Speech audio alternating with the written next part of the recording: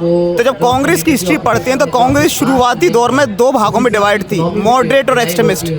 Moderate तत्व का जो कहता था कि हमें आज़ादी नहीं चाहिए ब्रिटिशर्स से, हम उनके साथ रहना चाहते हैं, पर जो ब्रिटिशर्स ने ब्रिटेन में काम किया है, जो डेमोक्रेसी ब्रिटेन में है, जो डेवलपमेंट ब्रिटेन में किया है, वही डेवलपमेंट इंडिया में भी करें।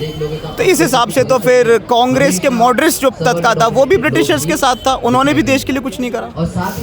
देखिए, पहली बात तो मैं हिस्ट्री का स्टूडेंट हूँ, हिंदू कॉलेज में पढ़ता हूँ, और जहाँ तक बात रही एक्सट्रीमिस्ट और मॉडरेट के डिवाइड की, अगर आप मॉडरेट और एक्सट्रीमिस्ट के बीच का विभाजन देखिएगा, वो कभी भी इस राय को लेकर नहीं है कि भारत को आज़ादी मिलनी चाहिए या नहीं मिलनी चाहिए। वो इस राय को है कि आज़ादी के लिए कौन सा रास्ता चुनना चाहिए, मॉडरेट या एक्सट्रीमिस्ट, ये नाम ही पता चल रहा है। एक बड़ा जो डिवीज़न यही है। आप पढ़ लीजिए, आप नेट निकाल लो, अभी भी थोड़ा पढ़ा पर सही पढ़ा मैंने।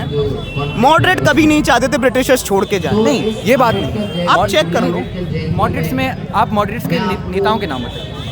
मॉडरेट्स के नाम दादा भाई नौरोजी सबसे बड़े और सबसे मुख्य नेता रहे उनके। गांधी जी क्या थे? गांधी जी तो बहुत बाद में आए हैं। कब बाद में आए? ये मॉडरेट जब चले गए हैं, स्वराज हो गया, जब तुम्हारे गोलवलकर गोखले साहब चले गए, सब चले गए, उसके बाद गांधी जी आए हैं। 1869 में जन्म हुआ है और आए हैं 1912 में आए हैं गांधी जी साउथ अफ्रीका से। 15 चलो नहीं, बात ऐसी है क्योंकि अगर आप वो मेन डिवाइड ठीक है, उनका प्राइमरी कॉन्ट्रडिक्शन ब्रिटिश के साथ ही था।